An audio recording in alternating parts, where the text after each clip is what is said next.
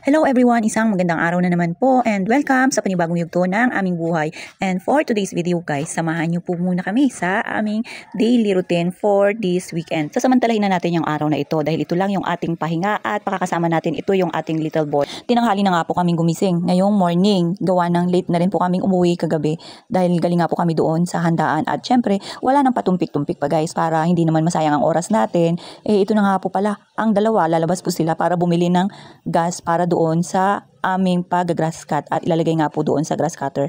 At syempre hindi po pahuhuli si Yayam sa mga ganyang lakaran guys. Nauna pa siya sa tatay niya sa pag-upo doon sa kanilang service. At ayan, habang umalis nga po itong dalawa, nilabas na rin po ni nanay itong grass cutter na gagamitin. Niready na nga po at nilagay na dito sa lamesa para pagdating po ng dalawa tamang lalagyan na lang. Saktong-sakto rin naman po dito sa panahon natin guys. Napakaganda ng panahon natin ngayon. It's sunny day.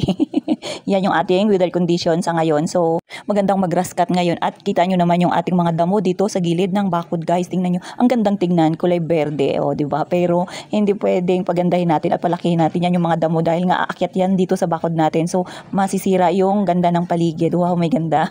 Habang ito po si nanay sinasamantala ang pagkakataon na wala pang babantayan. At yan guys, nagdidilig na nga po siya dyan at inasikaso niya na yung mga dapat gawin habang wala pa si Yayam guys. Nilabas niya na nga rin po pala ito yung aming mga sinampay na nilabhan.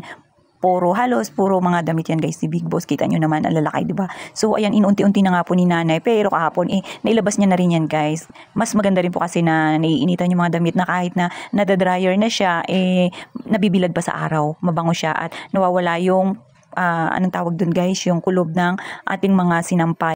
So ayan, inunti-unti niya na nga pong ilabas dito. Sakto naman yung sikat ng araw na nakatutok dito sa atin guys. Ganyan pag morning, kaya mas maganda talaga na maagang gumigising, maagang nakakapag-asikaso sa mga gawaing bahay, nakakapaglaba. At ayan, tingnan nyo nga po, bago magtanghali, malamang yan guys, tuyo na yan.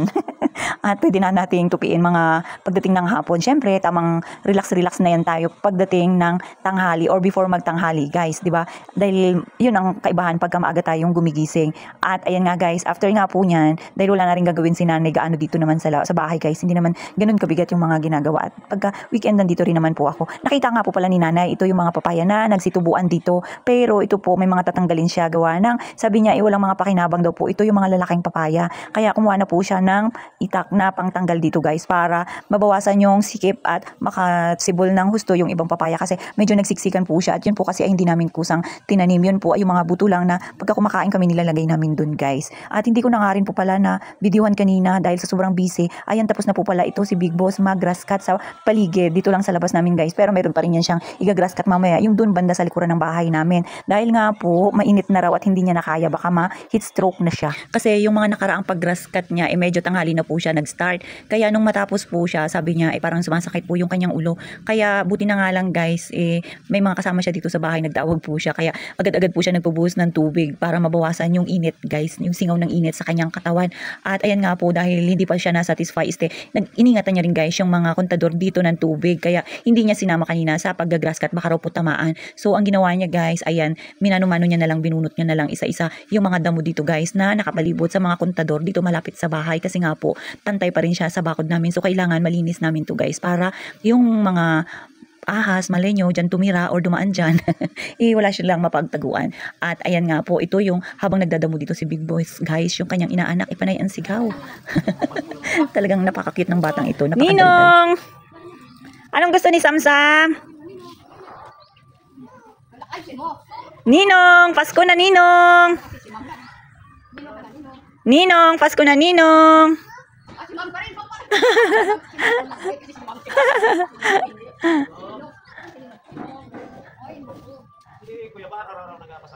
Ganyan po kasi yung batang yan kasi nga po wala po siyang ibang nakikita dito sa harap dahil kami lang yung laging labas-pasok, wala pong ibang kapitbahay na medyo malapit-lapit sa kanila, kaya yung batang yan halos lagi lang kami nakikita niya. Sabi nga po ng kanyang lola kahit na hindi mo kinakausap, makikita niya na lalabas ako, magbababay siya. Kaya natawa lang kami guys.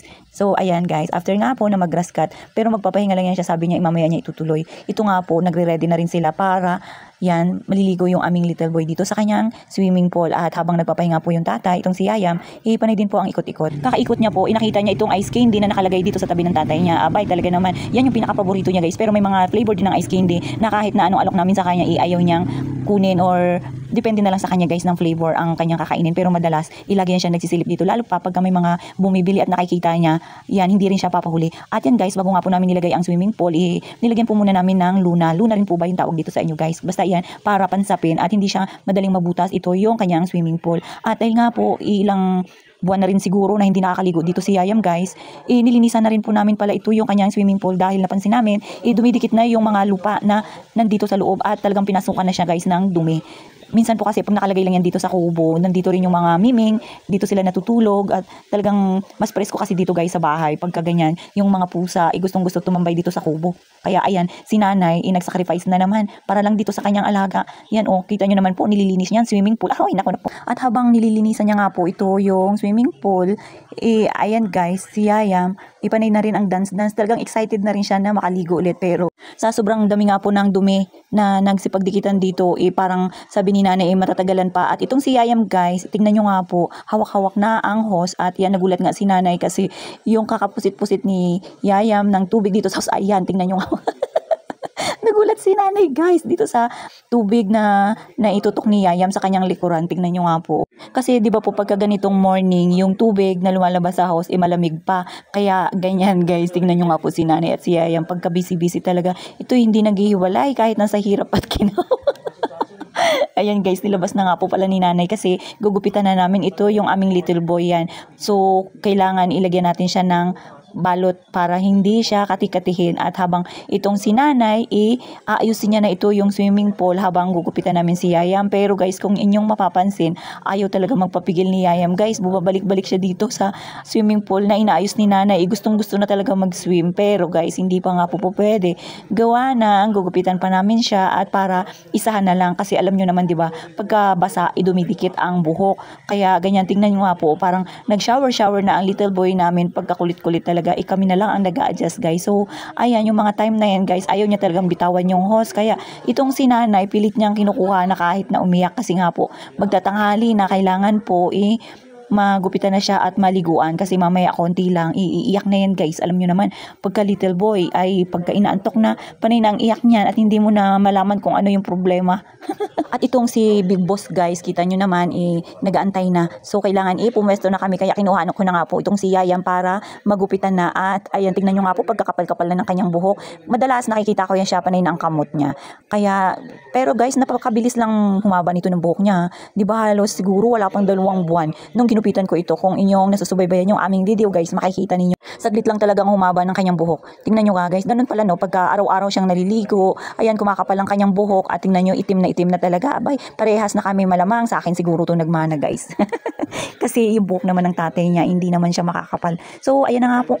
Kalbo na naman ang aming little boy. Ang gusto ko nga po sanang gupit sa kanya, yung barbers lang para naman maiba naman guys, pero parang hindi niya pa nga kaya sa mainit nga po. So siguro mga susunod na lang pagka nag-aaral na siya, abay malapit na rin po yun. So mga ilang buwan na lang mag-aaral ng aming little boy na ito. At yan, pinaupo ko na nga lang po ng paharap sa akin para sa ganun hindi po siya maglilikot-likot. Pero alam nyo guys, sanay na rin tong batang to pagka ginugupitan. Nakaraan nga po nung ginupitan ko, ako lang po mag-isa, ako lang po yung naghahawak sa kanya. Abay talaga namang sumusunod rin siya guys at hindi siya nagkukulit at hindi naglilikot-likot. Kaya alam nyo, natapos ko rin po yun kahit na ako lang mag-isa yung nagugupit sa kanya. Pero mabilis lang din po naman at maganda pagka may ganito po talaga tayong panggupit, lalo na sa mga bata, mabilisan yung hindi na kayo mag-wasting time para pumunta dun sa barbershop, di ba? At hindi nyo na kailangang umalis ng bahay pagka may ganito kayo. At anytime na nainitan ng anak nyo dahil nga sa sobrang kapal na ng buhok, pwede po natin gupitan na kahit tayo lang. Yan nga po, di ba, yung aking ginawa nakaraan guys. At ayan, napakabilis nga lang po. Syempre, dahil nandito yung kanyang tatay, siya na po yung gagawa niyan.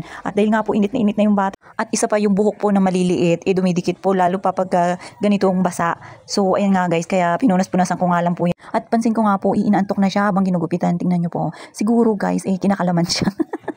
Makalam yung paggugupit dyan sa kanya. Isa pa nga po, kaya naglilikot-likot na rin pala siya, inaantok na at gusto nang dumede sa akin. Kaya ayan, tinaas niya na nga po yung damit ko para magdede dahil nga po breastfeeding. So pinagbiyan ko na guys para tumahimik na. At pagkatapos nga po niyan, gusto ko po sanang tanggalan siya ng mga buhok-buhok sa katawan. Kasi nga po makati. At syempre guys, malamig po ito yung tubig.